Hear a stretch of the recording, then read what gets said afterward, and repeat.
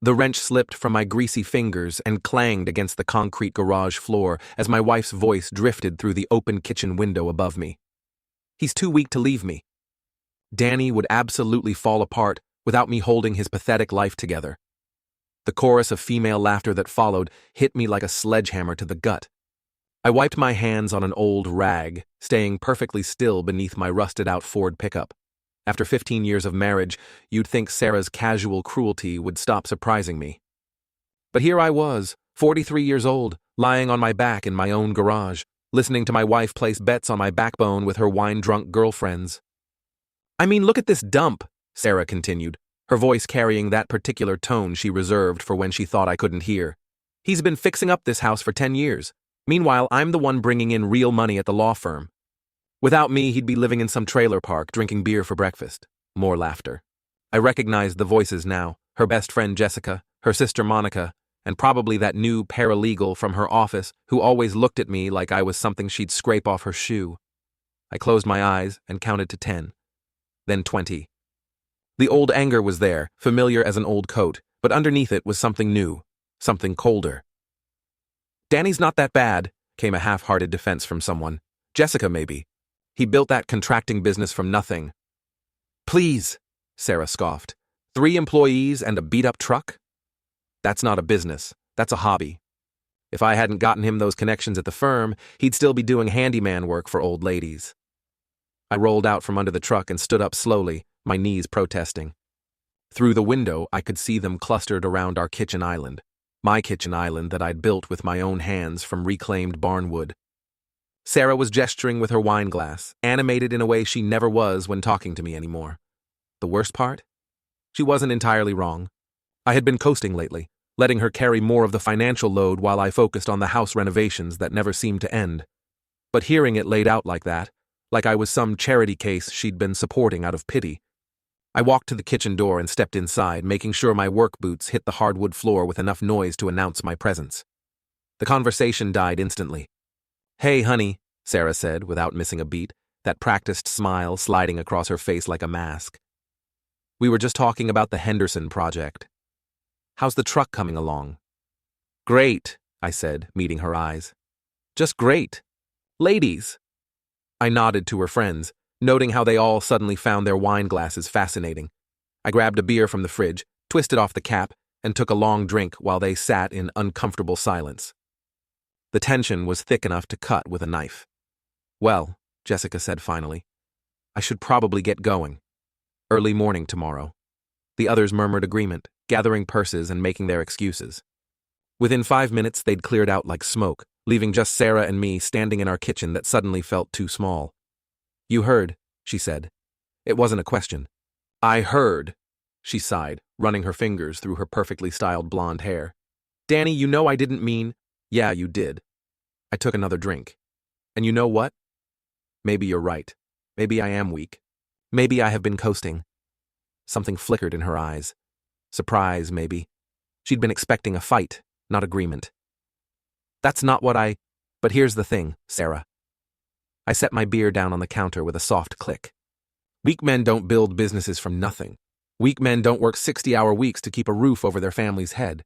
And weak men definitely don't stand in their own kitchen listening to their wife mock them to her friends and just take it. Danny, I'm going to bed. Clean up your mess." I walked past her toward the stairs, then paused at the doorway. "Oh, and Sarah? Next time you want to discuss my inadequacies, maybe close the window. The whole neighborhood doesn't need to hear how disappointed you are in your husband." I left her standing there, mouth open, wine glass trembling in her hand. Upstairs in our bedroom, I sat on the edge of the bed we'd shared for over a decade and stared at my reflection in the dresser mirror. Graying hair, lines around my eyes, hands that showed every year of manual labor. When had I started looking so— tired? My phone buzzed, a text from my old friend Mike, who owned Riley's Tavern down on Lake Street. "Heard some interesting gossip tonight. You doing okay, brother? Small town." News traveled fast, especially the kind that made good bar conversation. I typed back, "Never better. Why? Just checking." "You know where to find me if you need to talk." I set the phone aside and lay back on the bed, staring at the ceiling I'd painted 3 years ago when we'd first started talking about renovating the master suite. Like everything else in this house, it was half finished, waiting for time I never seemed to have. Sarah came up an hour later, moving quietly through her nighttime routine. She slipped into bed beside me, and for a moment I thought she might apologize. Instead, she rolled onto her side, facing away from me. "Good night, Danny," she whispered. "Night." But I didn't sleep. I lay there in the dark, listening to her breathing, thinking about masks and the people who wear them, thinking about weakness and strength and the fine line between the two, and thinking about what happens when a weak man finally decides he's tired of being weak. The next morning started like any other. Sarah left for the law firm at 7 sharp, her heels clicking across the hardwood floor like gunshots. She kissed my cheek, a perfunctory peck that felt more like obligation than affection, and told me she'd be working late. "The Morrison case is going to trial next month," she said, checking her reflection in the hallway mirror. "I'll probably be putting in 12-hour days for a while." I nodded, sipping my coffee. "Sure thing. I'll grab dinner with Mike tonight then." She paused, lipstick halfway to her mouth. "Mike Riley?" "Danny, you know how I feel about that place. It's not exactly the kind of establishment where what? Where people like me belong. That's not what I meant." "Right." I stood up, rinsing my mug in the sink. "Have a good day at work, honey. Try not to talk about what a disappointment I am until at least lunch." She flinched like I'd slapped her. Good. My first job that morning was at the Hendersons' place, a kitchen remodel that was running 3 weeks behind schedule thanks to supply chain issues with the custom cabinets. Mrs. Henderson met me at the door with coffee and homemade muffins, the kind of genuine hospitality that reminded me why I loved this work. "How's Sarah doing?" she asked as I set up my tools. "I haven't seen her at the grocery store lately. Busy with work, you know how it is." Mrs. Henderson nodded, but something in her expression suggested she knew more than she was letting on. Small towns were like that. Everyone knew everyone else's business, sometimes before they knew it themselves. I spent the morning installing the new cabinet hardware, losing myself in the familiar rhythm of precise, careful work. There was something therapeutic about taking broken things and making them whole again. If only marriages were as straightforward as kitchen cabinets. Around noon, my phone rang. Jessica's name appeared on the screen. I almost didn't answer. Sarah's best friend calling me directly was unusual, to say the least. We'd never been particularly close. She'd always struck me as the type who thought she was better than everyone else because she drove a BMW and vacationed in the Hamptons. "Danny?" Her voice sounded strained. "Do you have a minute to talk?" "I'm working, Jess." "What's up?" "It's about last night." About what Sarah said. She paused, and I could hear traffic in the background. "I think you should know that some of us didn't agree with her. What she said was cruel and unfair." I set down my drill. "Some of you?" Monica laughed along, but you know how she is. She's always resented that Sarah married someone outside her social circle. And that new girl from the office, Brittany, she was just trying to fit in. "But not you?" "No, not me." Another pause. "Danny, I've known you for 8 years. You're a good man. You work hard, you love your family, and you've always treated Sarah well. Better than she deserves, if I'm being honest." This was unexpected. Jessica defending me? Why are you telling me this? Because I've been watching my best friend turn into someone I don't recognize. She's become bitter and critical and mean. The Sarah I knew in college would never have humiliated her husband like that. I walked over to the window, looking out at the Hendersons' backyard where Mr. Henderson was tending his vegetable garden. People change, I guess. Not like this. Not this dramatically. Jessica's voice dropped to almost a whisper. "Danny, I think there might be someone else." The words hit me like a physical blow. I gripped the windowsill, my knuckles going white. "What do you mean?" "I mean, I think Sarah might be having an affair." The world seemed to tilt sideways. I sat down heavily on Mrs. Henderson's kitchen stool, trying to process what I'd just heard. "You think? Or you know?" "I think." "But Danny, the signs are all there.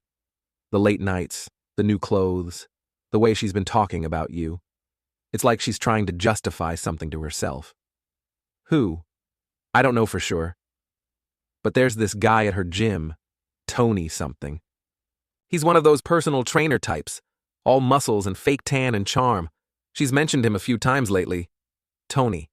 I knew the name. Sarah had started going to some upscale fitness center downtown about 6 months ago, claiming she needed to get in shape for swimsuit season. She'd been coming home later and later from her workouts, always with some excuse about staying for a yoga class or grabbing a smoothie with her trainer. Jessica, why are you telling me this? Because you deserve better. Because Sarah is my friend, but what she's doing is wrong. And because... She trailed off. Because what? Because I think she's planning to leave you. The way she talks about the house, about your business, about your future together, it's like she's already mentally checked out. After Jessica hung up, I sat in the Hendersons' kitchen for a long time, staring at the half-installed cabinet. Hardware. Mrs. Henderson had gone out to run errands, leaving me alone with my thoughts and the sound of the grandfather clock ticking in the hallway. An affair. It made a sick kind of sense. The distance between us, the criticism, the way she'd been picking fights over nothing.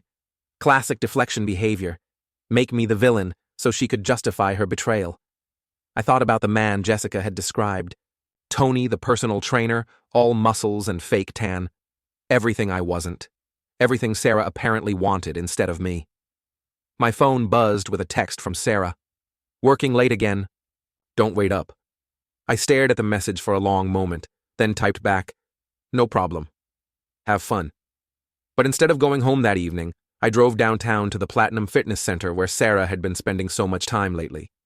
It was one of those trendy places with floor-to-ceiling windows and expensive equipment, the kind of gym that cost more per month than most people spent on groceries. I parked across the street and waited. At 8:30, Sarah's silver Lexus pulled into the parking lot. She got out, looking around nervously before walking toward the entrance. She was wearing workout clothes I'd never seen before, designer athletic wear that probably cost more than I made in a day. 20 minutes later, she came back out, but she wasn't alone. The man walking beside her was everything Jessica had described and more. Tall, muscular, with the kind of artificially perfect appearance that screamed personal trainer. He had his hand on the small of Sarah's back as they walked to her car, leaning in close to whisper something that made her laugh. I watched them talk for another 10 minutes, their body language intimate and familiar. When he finally kissed her, not a friendly peck, but a real kiss, the kind she hadn't given me in months, I felt something cold and hard settle in my chest. Sarah drove away first, followed a few minutes later by the trainer in a red Mustang convertible. I sat in my truck for another half hour, processing what I'd just witnessed. My wife was cheating on me. With a personal trainer named Tony who drove a Mustang and probably had abs you could bounce quarters off. The worst part wasn't the betrayal itself, though that hurt like hell. The worst part was the relief. Finally, an explanation for the distance, the criticism, the way she'd been treating me like an inconvenience in my own life. I drove home to our empty house, poured myself 3 fingers of bourbon, and sat in my half-finished living room, surrounded by renovation projects I'd probably never complete. My phone rang. Mike. Hey, brother. You still want to grab that beer? Yeah, I said. I think I do. Riley's Tavern hadn't changed in 20 years. Same scarred wooden bar, same neon beer signs, same smell of cigarettes and disappointment that clung to the walls like paint. It was the kind of place Sarah would never set foot in, which made it perfect for tonight. Mike was behind the bar, polishing glasses and nodding at whatever story old Pete was telling about his fishing trip. When he saw me walk in, he set down the glass and grabbed 2 bottles of beer from the cooler. You look like hell, he said, sliding a bottle across the bar. Feel worse. I took a long drink, letting the cold beer wash away the taste of betrayal. Jessica called me today. Thought I should know my wife's probably cheating on me. Mike didn't look surprised. With the musclehead from the gym? I stared at him. You knew? Danny, everyone knows. This is a small town. Sarah's not exactly being discreet about it. He leaned forward, lowering his voice. Tony Marchetti owns that fancy fitness place downtown. Used to be married to some doctor's daughter, but she divorced him when she caught him sleeping with half his female clients. And now he's sleeping with my wife. Looks that way. I drained half the bottle in one go. How long? Couple months, maybe. Started hearing whispers around the time she joined that gym. Mike studied my face. What are you going to do? That was the question, wasn't it? What does a man do when he discovers his wife of 15 years has been cheating on him with a walking cliché? I don't know, I admitted. Confront her, I guess. Get a lawyer. Figure out how to split up a life we built together. That's one option. Something in his tone made me look up. Mike was watching me with an expression I'd seen before, back in high school when we'd gotten into trouble and needed to figure out how to get even. What's the other option? He grinned, but it wasn't a nice expression. You remember what happened to Tommy Brennan when he thought he could push you around senior year? I remembered. Tommy had been the classic high school bully, bigger, stronger, meaner than most of us. He'd made the mistake of cornering me in the locker room one day, thinking I'd be an easy target. Instead, I'd waited until the next football game and filled his gym bag with honey and feathers. He'd had to walk through the entire school looking like a demented chicken. That was different. We were kids. Were we? Mike leaned back against the bar. Or were we just younger? Because the way I see it, your wife and her boyfriend are acting like a couple of teenagers who think they're smarter than everyone else. Maybe it's time to remind them they're not. Mike, I'm not talking about anything illegal, Danny. I'm talking about giving them a taste of their own medicine. They want to humiliate you? Turn the tables. I thought about Sarah's voice drifting through the kitchen window, placing bets on my backbone with her friends, about the way Tony had touched her back in the parking lot, like he owned her, about 15 years of marriage reduced to gossip fodder for a small town. They think I'm weak, I said. Are you? I don't know anymore. Mike reached under the bar and pulled out a manila folder. Maybe this will help you decide. I opened it. Inside were photographs, Sarah and Tony at a restaurant across town, holding hands across a candlelit table.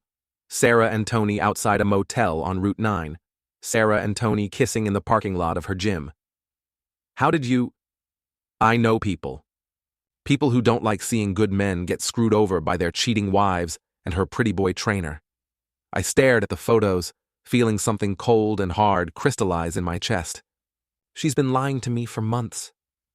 Yeah, she has. Making me feel like I was the problem, like I was the one failing our marriage, while she was screwing around with Captain America over there. I looked up at Mike. You said something about turning the tables. His grin widened. Now you're talking. But Danny, if we're going to do this, we do it right. No half measures. No backing down when things get messy. They want to play games? We'll show them how the game is really played. What did you have in mind? Mike pulled out his phone and showed me Tony's Instagram page. The guy was exactly what you'd expect. Shirtless selfies, motivational quotes about living your best life, photos of expensive dinners and weekend trips. The kind of social media presence that screamed narcissist. Guy like this, his whole life is about image, Mike said. His business, his reputation, his social media following. Take that away, and what's left? Nothing. Exactly. And your wife? She's all about status and appearances, right? What happens when her affair becomes public knowledge? When everyone in town knows she threw away a 15-year marriage for a gym rat who can't keep it in his pants? I thought about Sarah's carefully curated life, her position at the law firm, her social circle, her reputation as the successful, professional married to the blue-collar guy who was lucky to have her. It would destroy her. Only if she cares more about what people think than about what's right. And based on what I've seen, I'd say that's exactly the case. We spent the next 2 hours planning. Mike had contacts throughout the town, bartenders, waitresses, shop owners, people who saw everything and remembered more. Within a week, he could have documentation of every time Sarah and Tony had been together in public. The beauty of a small town, he said, is that everyone talks. But it's also the curse. Once word gets out about something like this, there's no putting it back in the bottle. What about my daughter? I asked. Emma's a senior in high school. This kind of scandal? Mike's expression softened. That's the risk, Danny. But ask yourself, is it better for her to grow up thinking it's okay for people to treat her father like garbage? Or is it better for her to see that actions have consequences? Emma, my 17-year-old daughter who'd been distant lately, spending more time with her friends than at home. I'd assumed it was normal teenage behavior, but now I wondered if she'd picked up on the tension between Sarah and me. She might hate me for it. She might. Or she might respect you for finally standing up for yourself. I finished my beer and stared at the empty bottle. If we do this, there's no going back. No, there's not. But Danny, there's already no going back. Your marriage is over. Sarah made that choice when she decided to cheat. The only question now is whether you're going to let her control the narrative or if you're going to write your own story. I thought about the man I used to be. The guy who'd built a business from nothing, who'd renovated houses with his bare hands, who'd once filled a bully's gym bag with honey and feathers because sometimes the only way to deal with a bully was to become something they didn't expect. They think I'm weak, I said again. Then let's show them how wrong they are. When I got home that night, Sarah was already in bed pretending to sleep. I stood in the doorway for a moment, looking at the woman I'd loved for 15 years, the woman who'd been systematically destroying our marriage while making me feel like it was my fault. Tomorrow, I'd start gathering evidence. Tomorrow, I'd begin the process of showing Sarah and Tony and everyone else in this small town that Danny Morrison wasn't the weak, pathetic man they thought he was. Tomorrow, I'd stop being the victim and start being something else entirely. But tonight, I sat in my half-finished living room with another glass of bourbon, planning the downfall of my cheating wife and her muscle-bound boyfriend. They wanted a villain? Fine, I'd be the villain. The first thing I did the next morning was drive to the electronics store in the next town over and buy a small digital camera with a telephoto lens. Cash transaction, no record. The kid behind the counter didn't even look up from his phone. The second thing I did was call in sick to work for the first time in 3 years. "You feeling okay, boss?" asked Tommy, my lead carpenter. "You never get sick." "Just need a personal day," I told him. "Think you can handle the Henderson job without me?" "Sure thing. You want me to check on the Morrison project too?" "The Morrison project. A kitchen remodel for a family on the other side of town, no relation despite the shared name." The irony wasn't lost on me. "Yeah, do that. I'll be back tomorrow." I spent the day following Sarah's routine, learning her patterns in a way I'd never bothered to before. She left the law firm at lunch and drove to Platinum Fitness, where she met Tony in the parking lot. They went inside together and emerged an hour later, both looking flushed and satisfied in a way that had nothing to do with exercise. From there, they went to a coffee shop downtown, sitting in a corner booth where they thought no one would notice them. I sat 3 tables away, camera hidden in a newspaper, documenting their intimate conversation. The photos were damning. Sarah leaning across the table to touch Tony's hand, Tony stroking her cheek, both of them laughing like teenagers in love, completely oblivious to the world around them. But the real prize came when they left the coffee shop and drove to the Riverside Motel on Route 9. I parked behind a dumpster and waited, camera ready. They stayed for 2 hours. When they finally emerged, Sarah looked around nervously before getting into her car. Tony was more brazen, stretching in the afternoon sun like a cat, completely comfortable with his role as the other man. I got pictures of everything. The parking lot meeting, the motel room door, their guilty expressions as they parted ways. By the time I got home that evening, I had enough evidence to end my marriage and destroy both their reputations. Sarah came home at 7, claiming she'd been working late on a deposition. "How was your day?" she asked, not really listening as she poured herself a glass of wine. "Productive," I said. "Very productive." That night, I uploaded the photos to my laptop and created a folder labeled Evidence. Then I called Mike. "How'd it go?" "Better than expected. I've got enough pictures to wallpaper the courthouse." "Good. Phase 2 starts tomorrow." Phase 2 was psychological warfare. Mike had explained the strategy over beers. Instead of confronting Sarah directly, we'd start planting seeds of doubt and paranoia. Make her wonder if people were talking, if her secret was getting out. The first seed was planted by Mike himself, who mentioned to his bartender that he'd seen Sarah Morrison having coffee with some guy who wasn't her husband. The bartender, a notorious gossip, would have that information circulating through half the town by the weekend. The second seed came from Mrs. Henderson, who'd been more than happy to help when I explained the situation. She made a point of running into Sarah at the grocery store and mentioning how she'd heard Sarah had been working out a lot lately and hoping she wasn't overdoing it. Small comments, innocent on the surface, but designed to make Sarah paranoid. Was people talking? Did they know something? By the end of the week, Sarah was a nervous wreck. "People have been acting strange around me," she said over dinner Friday night. Mrs. Henderson made some weird comment about my workout routine, and the barista at that coffee place downtown kept staring at me. I looked up from my plate with practiced innocence. Strange how? Like they know something I don't. Like they're judging me. Honey, you're being paranoid. This is a small town. People stare at everyone. But I could see the doubt in her eyes, the worry that her carefully constructed double life was starting to crumble. The weekend brought Emma home from a sleepover at her friend's house.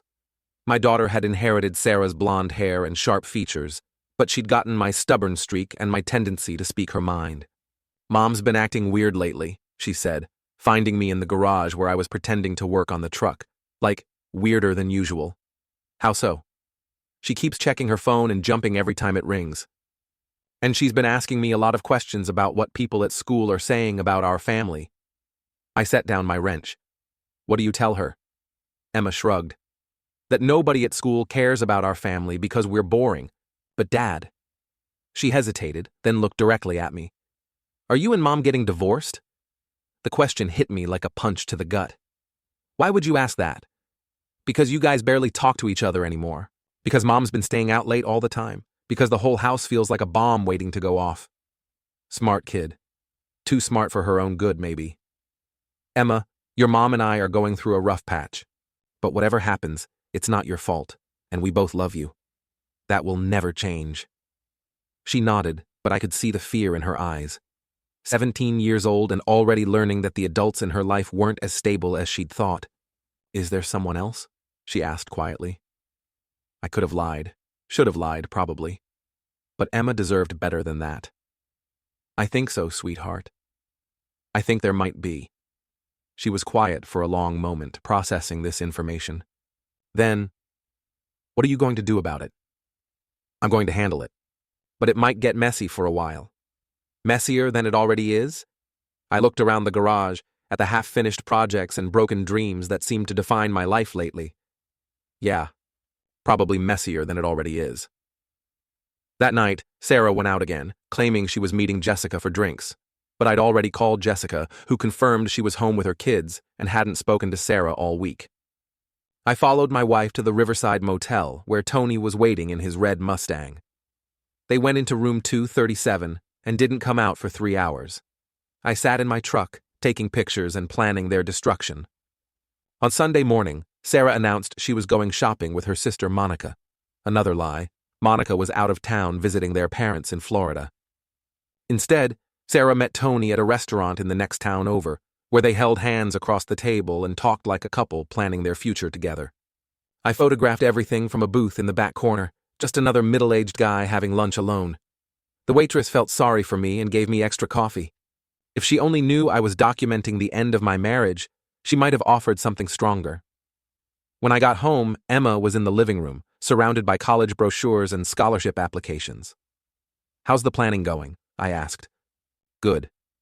I think I want to study journalism, maybe become an investigative reporter. Following in your old man's footsteps, huh? Digging up the truth? She looked at me sharply. Is that what you're doing, Dad? Digging up the truth? Something like that. Good, she said firmly. Someone should. That night, I printed out the best photos and put them in a manila envelope. Tomorrow, the real war would begin. Sarah came home late, as usual, with a story about traffic and a last-minute client meeting. She kissed my cheek with lips that had probably been on Tony's mouth an hour earlier. Good night, Danny, she said, heading upstairs. Good night, Sarah. But I didn't go to bed. I sat in my living room with the envelope of photos, thinking about marriage and betrayal and the fine line between justice and revenge. Tomorrow, Sarah and Tony would learn that actions have consequences. Tomorrow, the weak man they thought they knew would show them exactly how wrong they'd been. Monday morning, I drove to Platinum Fitness at 6 a.m. and waited in the parking lot. Tony arrived at 6:30 in his red Mustang, coffee in hand, looking like he owned the world. I waited until he went inside, then got to work. The first gift was a bag of flour, poured liberally over his car's interior through a window I'd carefully cracked open. The second was a note tucked under his windshield wiper. Hope she's worth it. A concerned citizen. By the time he discovered my handiwork at lunch, I was long gone. The second phase happened at Sarah's law firm. I'd called ahead and made an appointment with her boss, Richard Hartwell, claiming I needed legal advice about a property dispute. Danny Morrison, he said, shaking my hand in his corner office. Sarah's mentioned you. How can I help? Actually, Mr. Hartwell, I think I can help you. I placed the manila envelope on his desk and watched his expression change as he looked through the photographs. Jesus Christ, he muttered, studying a particularly damning shot of Sarah and Tony outside the motel. How long has this been going on? Couple months, as far as I can tell. I thought you should know, given that Sarah's been using company time for her extracurricular activities. Hartwell's face was grim. Danny, I appreciate you bringing this to my attention. This kind of behavior reflects poorly on the entire firm. I'm not looking to get her fired, I lied smoothly. I just thought you should be aware of the situation. Of course. And Danny, I'm sorry. This can't be easy for you. No, sir. It's not. I left the law firm knowing that Sarah's reputation there was effectively destroyed. Word would spread through the office by the end of the day. Her colleagues would look at her differently, whisper when she walked by, question her professionalism. The third phase was the most satisfying. I drove to Riley's Tavern, where Mike was waiting with a laptop and a wicked grin. You ready for this? He asked. More than ready. He pulled up Tony's Instagram account, which had over 5,000 followers. Most of them were local women who followed him for fitness tips and shirtless selfies. I've been working on this all weekend, Mike said, showing me a series of fake screenshots he'd created. Anonymous tips about steroid use, sleeping with married clients, financial problems. Nothing we can't back up if we need to. How are you going to get them out there? Anonymous accounts, fake profiles, carefully timed comments on his posts. By tomorrow morning, his reputation will be in the toilet. We spent 2 hours crafting the perfect social media assassination. Anonymous comments about Tony's unprofessional behavior with married clients, fake reviews of his gym mentioning inappropriate conduct, screenshots of supposed text messages from other women he'd allegedly cheated with. None of it was technically illegal, just rumors and innuendo, the kind of gossip that spread like wildfire in small towns. The beauty of this, Mike explained, is that even if he denies everything, the damage is done. People will always wonder if there's truth to it. What about Sarah? Leave her to me. I've got something special planned for your wife. I didn't ask what he meant. I was learning to trust Mike's instincts for psychological warfare. That evening, I waited at home for Sarah to return from her late client meeting. When she walked through the door at 9 p.m., she looked shaken. Rough day? I asked innocently. Someone vandalized Tony's car at the gym. Poured flour all over the interior and left some kind of threatening note. Tony? My personal trainer. I told you about him. Right, the one you've been spending so much time with. She shot me a sharp look. What's that supposed to mean? Nothing. Just seems like you mention him a lot lately. Sarah poured herself a large glass of wine and sat down across from me at the kitchen table. Danny, is there something you want to say to me? This was it, the moment of truth. I could confront her directly, lay out all the evidence, demand an explanation. Or I could continue playing the long game, letting her paranoia and guilt destroy her from the inside. I chose the latter. I love you, Sarah. You know that, right? The unexpected declaration caught her off guard. Yes, of course. Good. Because lately I've been feeling like we're drifting apart. Like maybe you're not happy in our marriage. Danny, I just want you to know that whatever's going on, we can work through it. If there's something you need to tell me, something you've been keeping secret, I'd rather hear it from you than from someone else. Her face went pale. What do you mean, someone else? Small town, honey. People talk. And lately I've been hearing some interesting conversations. It was a bluff, but it worked. Sarah's hands started shaking. What kind of conversations? The kind that make a man question everything he thought he knew about his marriage. She stared at me for a long moment, and I could see the war playing out behind her eyes. Confess or deny? Come clean or double down on the lies? She chose denial. I don't know what you think you've heard, but our marriage is fine. I'm fine. Everything is fine. If you say so. But nothing was fine, and we both knew it. The next morning brought the first wave of social media destruction. Tony's Instagram was flooded with comments questioning his professionalism and ethics. His business Facebook page was bombarded with negative reviews. Anonymous accounts were sharing screenshots of supposed conversations with other women he'd allegedly seduced. By noon, he'd deleted all his social media accounts.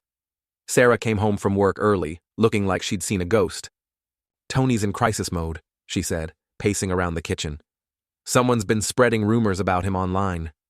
Terrible things. His business is being destroyed."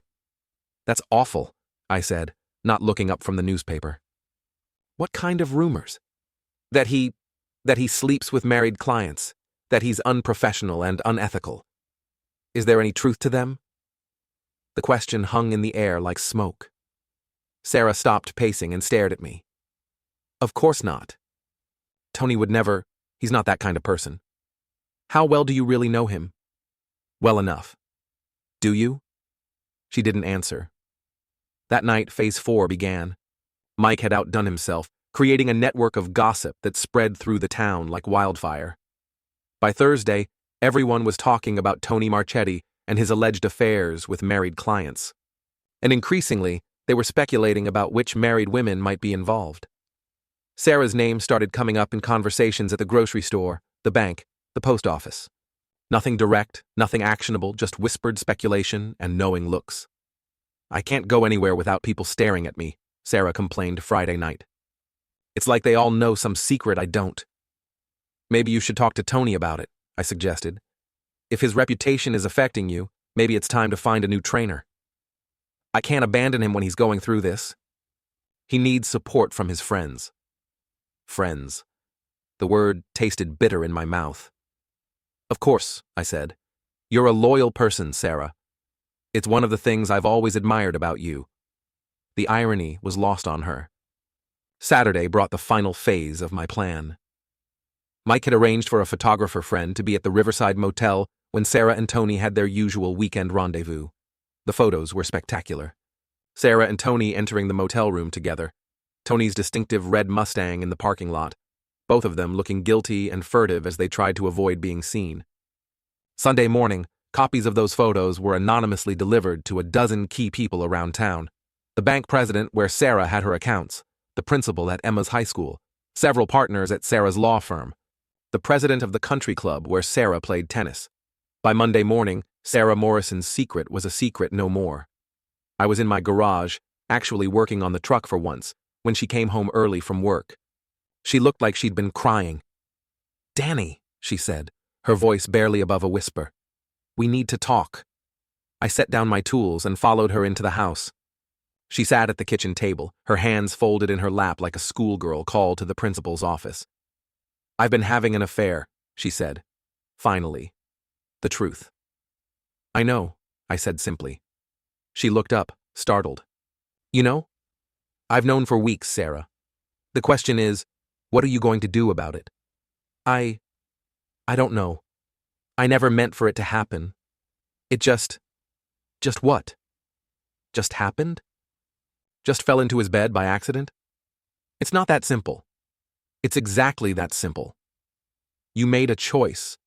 Every time you lied to me, every time you went to that motel, every time you kissed him in public while wearing my wedding ring, you made a choice.